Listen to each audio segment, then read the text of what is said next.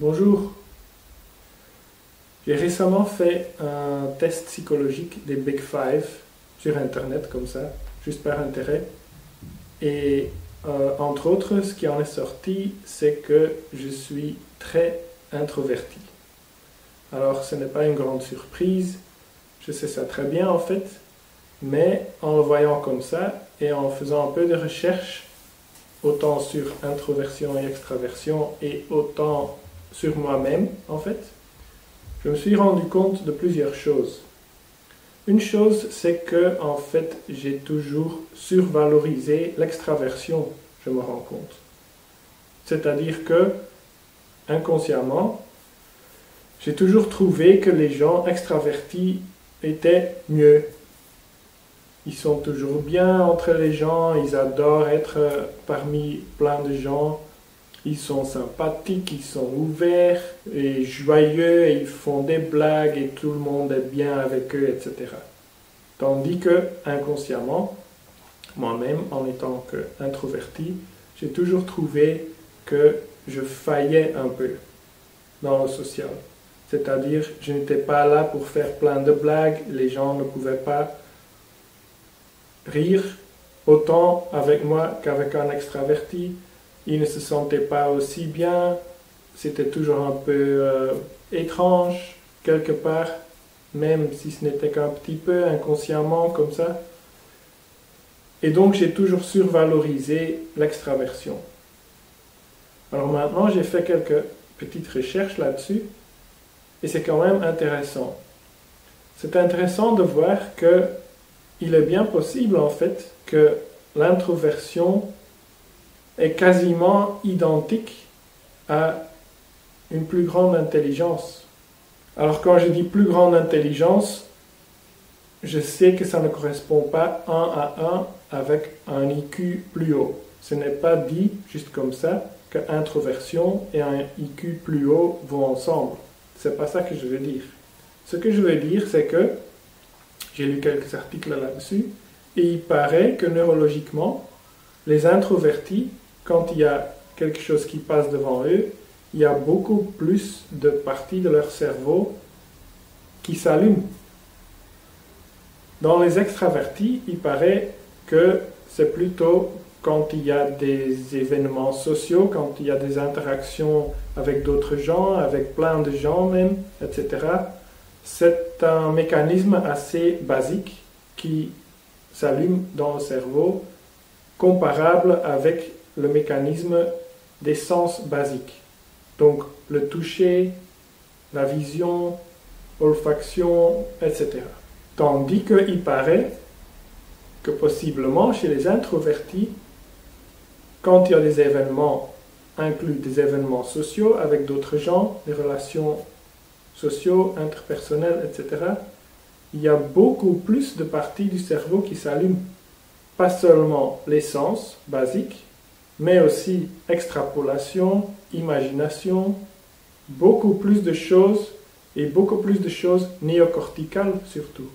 Donc cela veut dire que si un extraverti est face à quelqu'un, il le perçoit, il le sent, il le voit, etc. Mais ça ne va pas beaucoup loin que ça. Il n'y a pas beaucoup d'extrapolation, beaucoup d'imagination, beaucoup d'effets émotionnels. En fait, réellement, c'est assez aplati. Tandis que l'introverti, quand il est devant une personne, et encore plus devant plusieurs personnes, il est tout le temps en train de faire, je dirais pas des calculs, c'est pas des calculs, mais il y a tout le temps des processus dans le cerveau beaucoup plus larges, beaucoup plus intenses, dans beaucoup plus de parties de son cerveau. Donc il est en train, neurologiquement, de faire beaucoup, beaucoup plus. Et de par là, ça paraît quelque part logique, si on veut, que l'introverti n'a pas besoin d'avoir plein de gens autour de lui pour avoir un certain effet social, et même qu'il ne va pas vouloir plein de gens autour de lui, parce que c'est trop et ça devient aplati aussi, parce que ça devient du brouhaha en fait. Ça devient trop, pas dans le sens que ah, je ne peux plus gérer, je deviens fou, mais dans le sens que c'est simplement trop, il n'y a rien d'intelligent à faire avec tout cela. Et donc, il n'y a plus d'intérêt non plus. Il paraît aussi que le cortex préfrontal des introvertis contient plus de matière grise que le cortex préfrontal des extravertis. Donc, nous, les introvertis, nous avons plus de matière grise dans la partie du cerveau qui s'occupe à philosopher, à faire de la science, à extrapoler, à contrôler, à régler les autres parties du cerveau, etc. Et puis une autre différence paraît être que les extravertis réagissent moins à la dopamine. Donc en fait, ils ont besoin de plus de dopamine que les introvertis. Alors la dopamine, c'est une hormone qui a quelque chose à voir avec la récompense, donc le système de récompense dans le cerveau.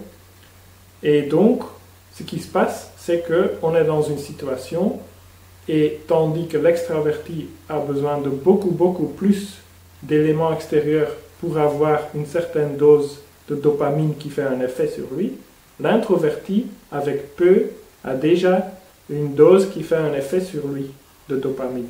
Et donc, ça peut être un peu moins, un peu plus tranquille, etc. Alors, encore une fois, ce n'est pas une histoire de que les extravertis sont moins bien, ni mieux que les introvertis. C'est différent, mais c'est quand même drastiquement différent. C'est tellement différent, en fait, et c'est encore une de ces choses. J'ai vu ça aussi, en fait, avec la surdouance et les non-surdoués, si on veut voir ça comme ça. On ne peut pas vraiment les comparer. C'est mieux, c'est plus correct de les voir quasiment comme des subespèces différentes. Un peu comme les bonobos et les chimpanzés sont deux subespèces ou deux espèces différentes. Si on va essayer de les mettre dans le même sac, c'est le désastre. Personnel, social, global, etc.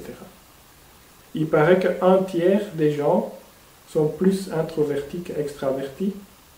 Et donc moi je trouve qu'il est grand temps que les introvertis se valorisent à eux-mêmes pour leur vraie valeur. Voilà, merci de votre attention et à la prochaine.